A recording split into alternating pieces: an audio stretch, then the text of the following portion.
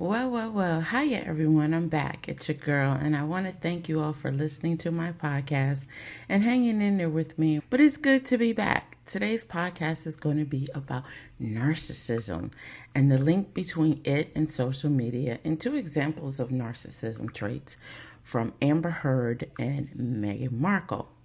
So, yeah, why not? Let's get into it.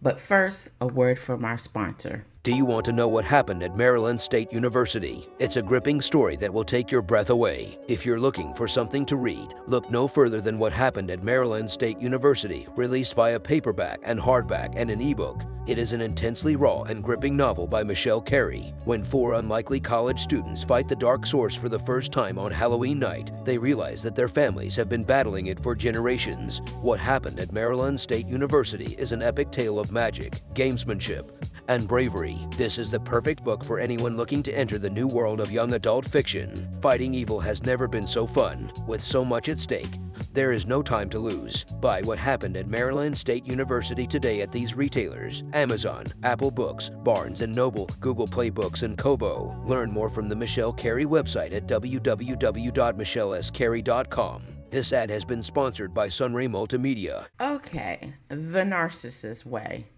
Narcissism has taken flight. I asked myself, why? Why has narcissism just become so prevalent in our society? I'm wondering if there is a link between social media presence of wanting to be seen, heard, and narcissism. I'm not sure because I'm not a psychologist. I'm not a behavioral social scientist, even though I studied behavioral social science in college. It was my minor. But I just feel like the younger people, like they have this need to exhibit certain types of behaviors. So what is narcissism? Narcissism is a personality trait that is characterized by an inflated sense of self-importance, an excessive need for admiration, and lack of empathy. It is characterized as a personality disorder in the Diagnostic and Statistical Manual of Mental Disorders, the DSM. Pretty sure you remember DSM if you were watching the Johnny Depp Amber Heard trial. We heard about the DSM quite a bit, which is published by the American Psychiatric Association. Narcissism is a trait, not a diagnosis. There are many types of narcissists based on how much of the personality disorder they have and what other traits they display. In general, it is important to note that individuals with narcissistic behavior may actually suffer from other disorders such as histrionic personality disorder or borderline personality disorder, of which we heard again in the Johnny Depp versus Amber Heard trial. So now that we have an understanding of narcissism, I think 2022 has been the year of narcissism between the public being subjected to Amber Heard and Meghan Markle. With these two are so alike. The way they exhibit the traits of narcissism is different, however. Like I said, I'm not a psychologist, so I'm not diagnosing them, but what I am doing is measuring their behaviors against the traits of narcissism. And the one thing I've repeatedly heard in the media is that each shows signs of being charming and charismatic. I know what it's like dealing with someone who has narcissistic traits. I've been there. I once dated this guy. Oh my God, was he charming? He was very charming. But he had this inflated sense of himself that was out of this world. I mean, good Lord, like, boy, sit your ass down somewhere. He would take the smallest of things, and I mean the smallest of things, and blow them up to this grandiose level of events, right? Like all of a sudden it was bigger than life. And I would think to myself, I was there. You're telling this story and I was there. I knew how it went, and that's not how it went. He always wanted to be the center of attention in anything. Everything always went back to him. My thing about dating him, which used to piss me off, because you know how you can have a two-way conversation between two people and you're trying to tell that person a little bit of something about what your day or something you experienced, and he had to either like shrug me off and be like, yeah, okay, and then talk about himself, or he would listen to what I was saying and then try to top it off with something even bigger. It was the most frustrating relationship I've ever been in. And when I say it did not last long, it did not last long. This guy, he would exaggerate the importance to everything beyond the limits of the sky. It was so sickening. And that's how I kind of see Meghan Markle. She's been trying for a long time to make herself seen and known for the longest time. And she just uses the most trivial things, like delivering food to a homeless person, as if she solved homelessness of the entire world. Like, girl, sit down somewhere. But anyway, but Amber Heard, however, I don't think she displays that particular trait.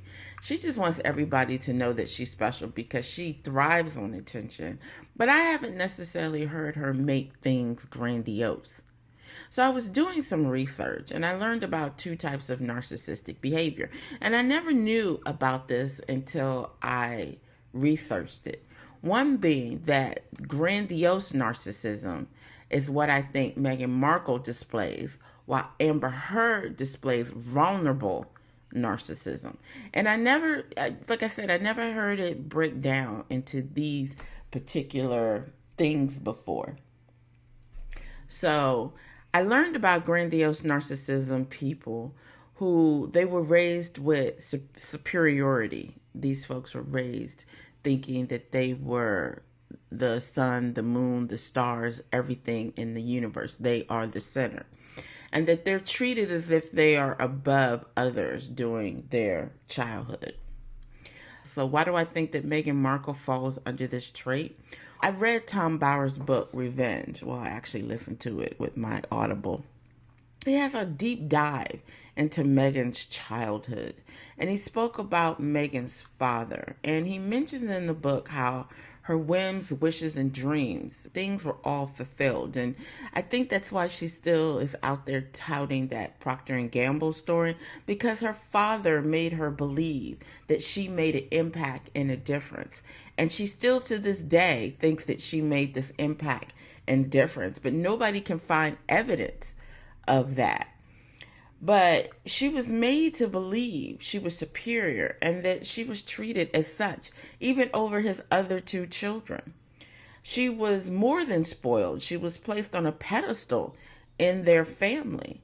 And a true depiction of that is when Harry allegedly said, "What Meghan wants, Meghan gets." And that is not indicative to how life is. Yes, we want some things in life. We all want things in life. But through hard work and diligence and putting things forth, maybe we'll get them. But it's not automatic. It's not automatic. At least not in my opinion, it's not. But then Amber Heard, on the other hand, well, she displays vulnerable narcissism to me. Because vulnerable narcissism is the result of some type of neglect and or some kind of abuse during childhood. And during the Johnny Depp versus Amber Heard trial, Amber testified on the witness stand about her childhood and that she grew up breaking horses in a small town outside of Austin, Texas. But she gave us the impression that her father was a not-so-nice man and that she lived a hard life with her parents and that she was shaped by these events and that it would seem that her father was a wife beater, that he used to beat his wife and his children. And that I believe through these things, she learned to become the aggressor in her relationships because that is what she saw from her father. Because there has been countless, numerous reports of her being aggressive with folks, men and women. Girl, it is an algebraic expression. If you are X, and X is always constant, and the variables are always changing, but you are still getting the same result, why don't you look at X? That's what I see. But let me tell you, Amber Heard nor Meghan Markle were born this way. They were molded and shaped into these people from events of their childhood. and each exhibit a lack of empathy for others. Like, they do not give a shit. Don't let their talent for their foolery to get you to thinking that they actually believe that they're helping others or that they're being a humanitarian. It's all shallow. None of it is deep. It's all shallow, and you could just tell, especially with Meghan Markle and her flowery ass language, that word salad. There's nothing behind that. There's no substance. And they use these things to try to gain support, and they try to use it to gain your empathy. It is a part of that charm, that charisma that they try to put on people. But it's all smoke and mirrors, people. It's all smoke and mirrors. It is nothing but old musty dust cloaked in a little bit of magic star sprinkle. There is nothing there. Narcissism, though, in terms of this, is the pursuit of the gratification from vanity or egotistical admiration of one's own attributes. And you can see that clearly with them. Narcissists are often selfish, they're exploitative, and they are demanding. Oh my God, you can definitely see that with Meghan Markle. They typically require excessive admiration and attention. So even though all of us are aware, they are not aware that they have these traits and that it probably really needs to be treated. But if they're not aware, we're just going to have to live with it because they don't think they need to be treated, right? They just think that they are great. People think that they aren't. And how could they not see that they are great?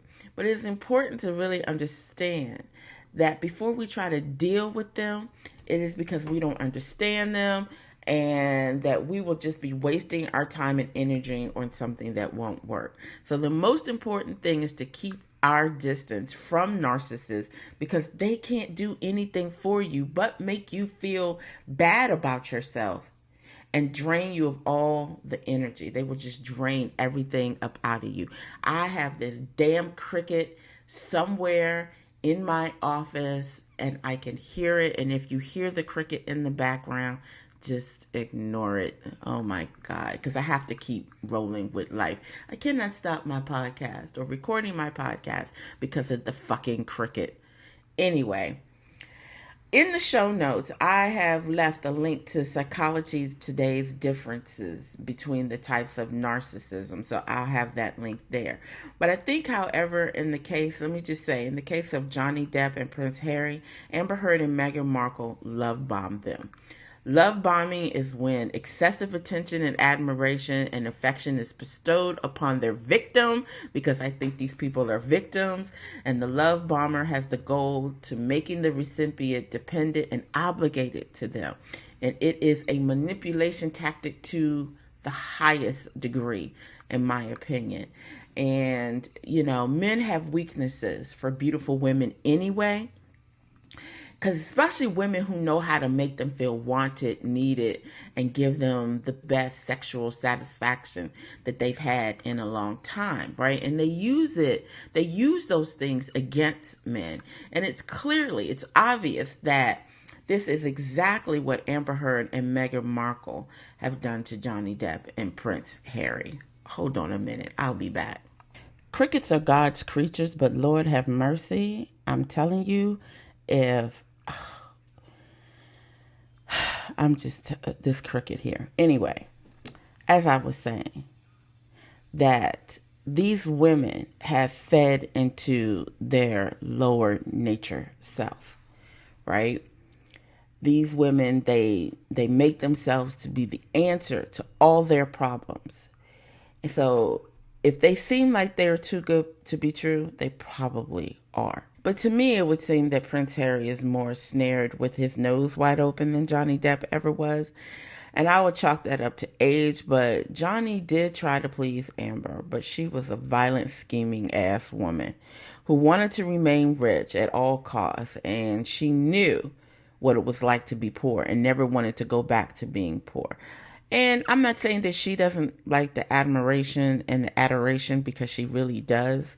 She really has this innate sense of wanting to be special.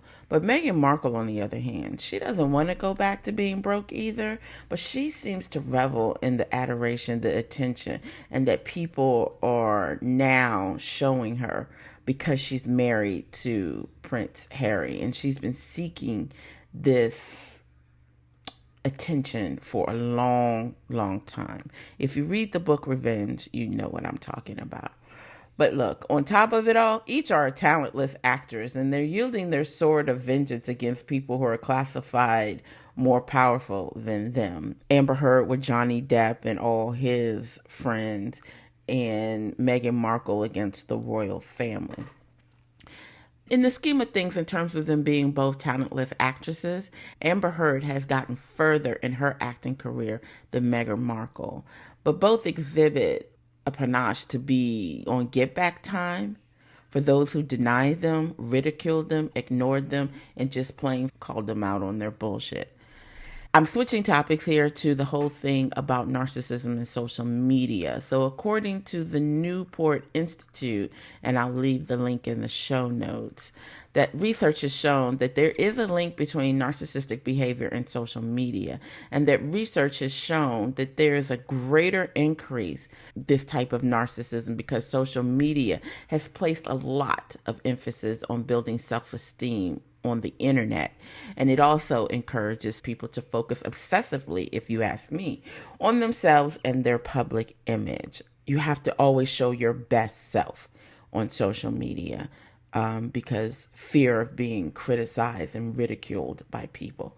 And so with social media, I'm thinking more like the IGs and the TikToks of the world, but the social media that is heavily focuses on images and video. They place a lot of stock on shaping people's behaviors of sharing and oversharing one's own image. I remember at one point in time, I had to quit Instagram because I kept seeing the same person with all their selfies over and over again. I'm saying girl would post at least 10 selfies of her throughout the day. This is me drinking coffee. This is me eating my lunch. This is me going home. This is me on the ride home. This is me at home. I mean, it was just a lot. So also, according to the Newport Institute, research has also shown that the higher amounts of social media use can also predict higher levels of the grandiose narcissism. And this includes time spent on social media, frequency of posts or tweets, number of friends, followers, and how often participants post pictures of themselves on social media. I mean, if you really think about it, have you seen how many times people just be posting themselves? And it's like, why? Don't get me wrong. I've posted pictures of myself on social media, but I post one picture of myself every couple of months. And even when I do that, I feel like it's one too many. Like, you know what I look like. You always know what I look like if you are following me or we're friends on some type of social media platform. Why do I need to post a picture of myself? That's my whole thing. That's my whole thing. But anyway, I just want to be clear that just because people on social media exhibit these traits of narcissism, it does not mean that they suffer from narcissistic personality disorder. I think we kind of throw that out kind of loosey-goosey. But in the end, these people, they do have some traits. So what do you think? Do you see the link? Let's talk about it. I appreciate it today and always. Until next time, be well, stay safe, and give love. And I'm out. This podcast has been brought to you by Sunrise Multimedia. Music by CreatorMix.com and editing mixed by Descript.